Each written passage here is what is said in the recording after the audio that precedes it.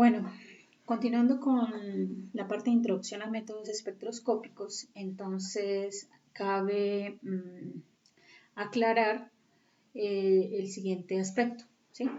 Entonces, estábamos hablando de la importancia de la relación como tal que tiene la señal y ruido. No solamente el ruido, sino la relación que tiene, ¿sí? Porque a medida que nosotros aumentamos la intensidad de una señal, entonces el ruido pasa a ser una parte de la señal que no es tan importante, tan relevante cuando se tienen intensidades que realmente se pueden diferenciar como tal del ruido, ¿sí? Entonces, hay formas de hacerlo. Una vez que se toman los espectros o las señales. Una de ellas es, bueno, en el momento que se están haciendo los espectros, entonces hacer varios scan o barridos. Entonces un barrido, imagínense que es como si fuera una fotografía que se le toma a la muestra, ¿sí? Entonces acá tendríamos una foto en esta primera señal, ¿sí? Entonces recuerden que acaba la intensidad de la señal. Entonces acá tendríamos una primera foto que corresponde a un barrido de la muestra, ¿sí? Y aquí tendríamos 50 fotografías que se sumarían y se sacaría un promedio de ellas. Entonces el ruido, recuerden que el ruido es aleatorio, entonces él va cancelándose entre sí, pero la intensidad de la señal se va sumando. Entonces, y lo otro sería cuando se tienen 200 barridos, ¿sí? Entonces aquí vemos que la señal aumenta aún más, o sea que se ve que el ruido que está acá en el fondo no interfiere tanto, ¿sí? O sea, no afecta tanto los picos de interés, ¿sí? Una pregunta que uno podría hacerse es ¿hasta cuántos barridos o cuántos escanes se deben tomar para una muestra? Pues eso va a depender, ¿no? Va a depender de las características del análisis, ¿sí? Y también de la experticia que tenga el investigador, ¿sí? De todas maneras, las señales deben diferenciarse considerablemente, ¿sí? Y otra cosa que hay que tener en cuenta es el uso que se le va a dar al espectro que se toma, si es un uso de tipo cualitativo o de tipo cuantitativo, ¿sí? Y a partir de ahí establecer parámetros dependiendo de la técnica que se utilice, dependiendo del análisis cuantitativo que se vaya a realizar para poder establecer pues que esté necesariamente estar por encima del límite de detección, ¿sí? Entonces esta es una forma de hacerlo.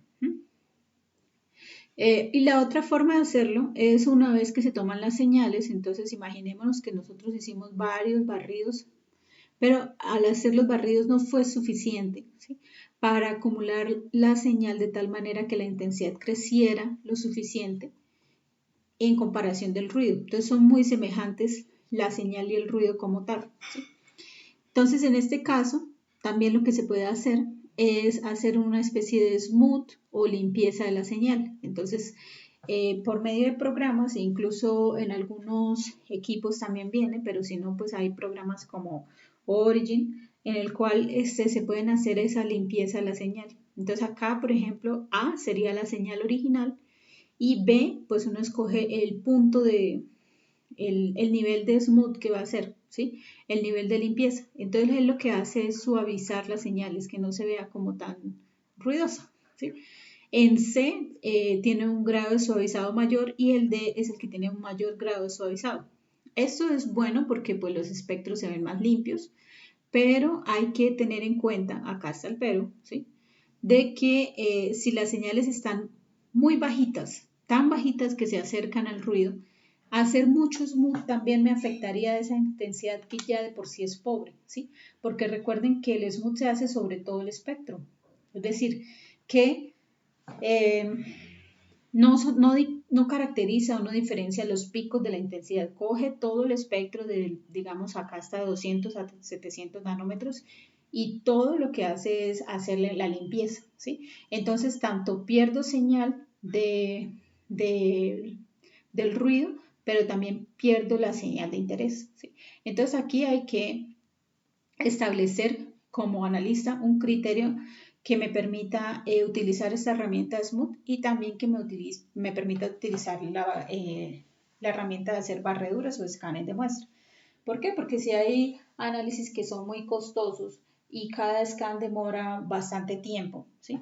Entonces, tal vez no sea, hay que establecer como también una relación económica o de tiempo para obtener estos resultados, ¿sí? Entonces, hay varias cosas que entran en juego aquí para poder tener en cuenta para el mejoramiento de la señal en ruido. ¿Listo? Bueno, siguiendo con los fundamentos de espectroscopía, bueno, la parte de introductoria la podemos dejar hasta ahí, siguiendo con la parte de fundamentos de espectroscopía.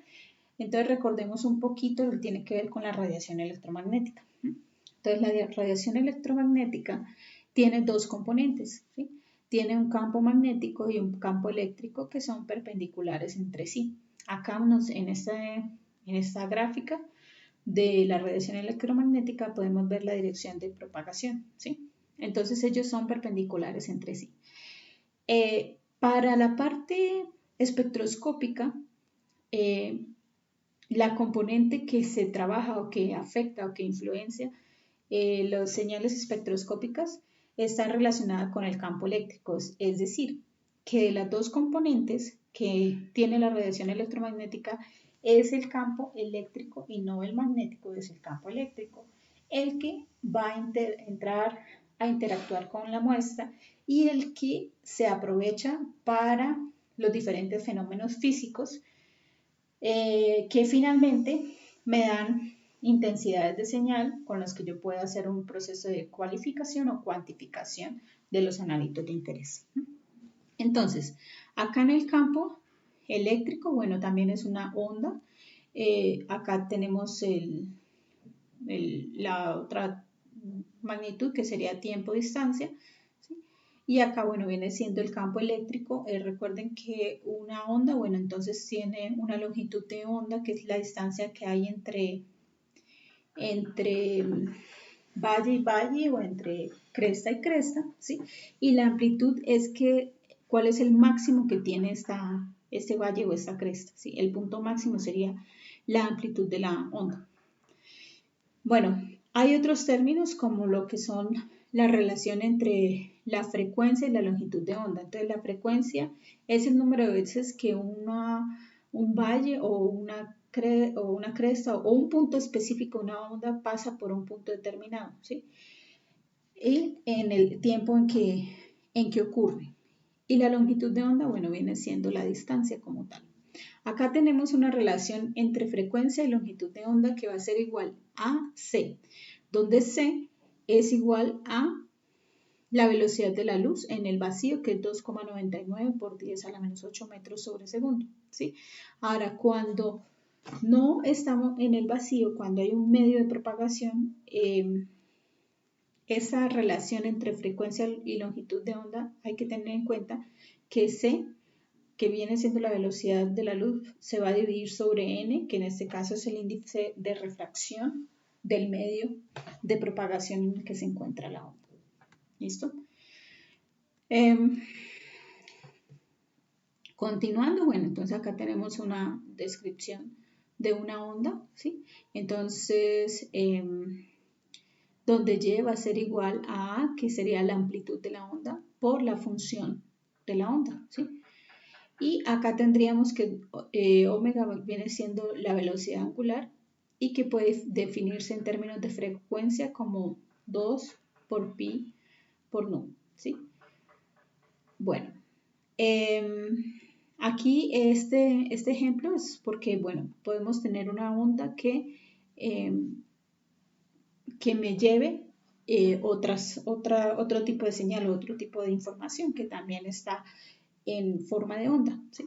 Entonces se hace un proceso que se llama de superposición de las señales o de las ondas, en el cual lo que se hace es sumar cada una de estas funciones individuales para saber cuál sería la original o la total, ¿sí? Entonces, por ejemplo, acá tendríamos una onda que llamamos 1, ¿sí? Que corresponde a estas características, a 1 por el seno de 2 phi por nu 1 por t por phi 1.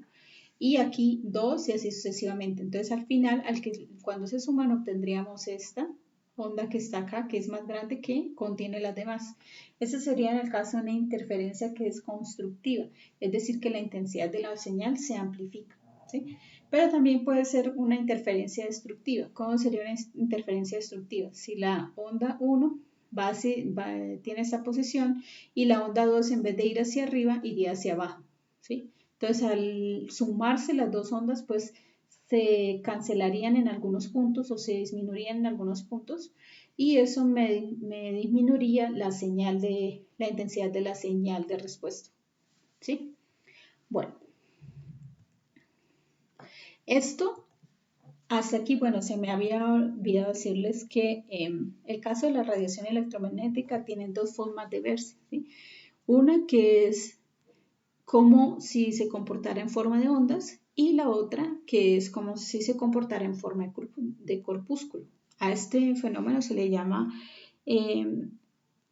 un fenómeno dual, ¿sí? Que tiene un comportamiento de onda y de partícula. Entonces hasta aquí sería cómo se comportaría la radiación en forma de onda. Y en relación a la energía podríamos verlo como si fuera una partícula, ¿sí? Entonces en este caso hay una relación entre la energía y la frecuencia que está dada por la constante de Planck, que sería que me relaciona las dos, que va a ser igual a 6,626 por 10 a la menos 34 julios por segundo. Y bueno, por la ecuación que vimos anteriormente, entonces sabemos que la frecuencia y la longitud de onda se relacionan con la velocidad de la luz, ¿sí? Entonces podemos poner el término de energía en función de la longitud de onda. Entonces acá vemos que la energía, ¿sí? Del sistema es inversamente proporcional a la longitud de onda. Y bueno, esa longitud de onda también se puede expresar en función del número de onda, ¿sí? Que sería el inverso de 1 sobre lambda, ¿sí?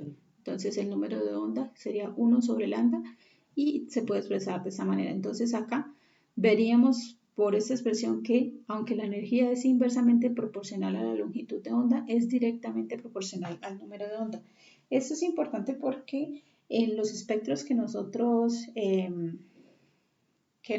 estudiaremos, algunas de estas señales pueden ser dadas en número de onda, ¿sí? En algunos de estos tipos de espectroscopía que se utilizan. Entonces es bueno tener en cuenta o presentes estas relaciones.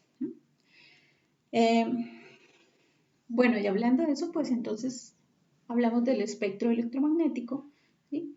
Que compone toda la radiación electromagnética que hay, ¿sí? Entonces aquí vemos pues el espectro desde las posiciones de mayor energía a las posiciones de menor energía, ¿sí? Entonces la vemos en términos de frecuencia y en términos de longitud de onda. Entonces en términos de longitud de onda va en metros, que se hace la medida, y acá en hertz, ¿sí? Bueno, entonces aquí vemos que los de mayor energía tienen una mayor frecuencia, pero la longitud la longitud de onda en metros es más pequeñita, ¿sí? Entonces, las longitudes de onda de los rayos gamma, por ejemplo, y los rayos X, son longitudes de onda del orden de 10 a la menos 11, son bien corticas, ¿sí? Pero son altamente energéticas, ¿sí? Entonces, bueno, ya se ve por la relación de proporcionalidad. Entonces acá se parte el espectro en diferentes regiones, ¿sí? Dependiendo de las regiones del espectro donde se trabaje, pues así son los tipos de técnicas o espectroscopías que se utilizan también. Entonces acá por lo menos vemos los rayos X, donde se hacen ionizaciones y rompimiento de los enlaces que tienen un valor de energía del orden de 10 a la menos 18. Bueno, en el caso en unidades de frecuencia. Acá tendríamos la región ultravioleta. En esta región, que sería del orden de 10 a la 16, la región visible la región infrarroja, que es de menor energía, la región de los microondas, que es de menor energía aún comparada con la infrarroja, y las de ondas de radio. El espectro visible se encuentra acá en esta pequeña región de los 400 a los 800 nanómetros. Entonces, fíjense que aunque nosotros podemos ver muchas cosas, tenemos un rango de visión de la radiación electromagnética muy pequeñito, que solamente corresponde a esta casilla, que sería el espectro visible. Entonces aquí vemos, por ejemplo, que en las diferentes regiones espectrales lo que podemos obtener de información que nos pueda ser útil para identificar muestras, analitos de interés y para cuantificar. Entonces, si nos vamos a la parte de las microondas, lo que hacen es un proceso de rotación, ¿sí? Entonces, estos procesos de rotación son menos energéticos. En el caso de los infrarrojos, la información que se utiliza para obtener espectros infrarrojos son información de tipo vibracional, es decir, de tensión de los enlaces. ¿Sí? Y aquí, en el caso del ultravioleta visible, la información que se obtienen son transiciones electrónicas de los diferentes orbitales moleculares. ¿Sí? Entonces, ¿qué pasa en su estado fundamental o su estado excitado o viceversa? Y en el caso de las de los rayos X, acá pues hay un proceso de ionización o rompimiento de enlaces. ¿Sí? Entonces acá vemos los diferentes, bueno, a grosso modo, ¿no? Cuando entremos ya en materia, vamos a aprender un poquito más de esto, pero es como para que se pueda entender qué tipo de información se puede recolectar dependiendo de la región del espectro electromagnético en la que estemos trabajando. Bueno, en los procesos de absorción de luz hay que tener en cuenta algunos conceptos. ¿Sí? Cuando una molécula absorbe un fotón, la energía de la molécula aumenta. ¿Sí? Y cuando una molécula emite un fotón, entonces la energía de la molécula disminuye. Un fotón o un paquete de energía. ¿Sí? Cuando una molécula se encuentra en un estado que es el estado de menor energía, se dice que se encuentra en el estado fundamental. Entonces acá tenemos una figurita donde esta línea más oscura me va a representar el estado fundamental. Estas 1, 2, 3, 4, 5 lineecitas me están representando, esto es un esquema no más representativo, los estados excitados. Y aquí pues vamos a ver las diferencias de energía entre el estado fundamental y el estado excitado. Entonces, como dice acá, pues la menor energía corresponde al estado fundamental, es decir, que la energía aumenta en esta dirección. Y bueno, si ocurre un proceso de absorción, entonces quiere decir que la muestra pasa de un estado de menor energía a uno de mayor energía, que puede ser del estado fundamental a un estado excitado o puede ser de un estado excitado pero que esté en un nivel más bajo al siguiente estado excitado, dependiendo de la energía a la que se ponga en contacto, que se infrinja como tal a la muestra. Ahora, los procesos de emisión son procesos opuestos, en el cual lo que se hace es, como se dice, pues que la energía de la molécula disminuye. Entonces acá estamos en cualquiera de los estados excitados y puede bien caer al estado fundamental o caer de un estado excitado de mayor energía a uno de menor energía. Entonces, la radiación infrarroja, teniendo en cuenta desde el punto de vista energético, pues la radiación infrarroja estimula lo que son vibraciones de la molécula, la luz visible y la UV causan transferencias de electrones para orbitales de mayor energía. Los rayos X y los rayos UV de onda corta provocan rompimientos de ligaciones o enlaces químicas. ¿Sí? Y bueno, ellos son perjudiciales también, ¿no?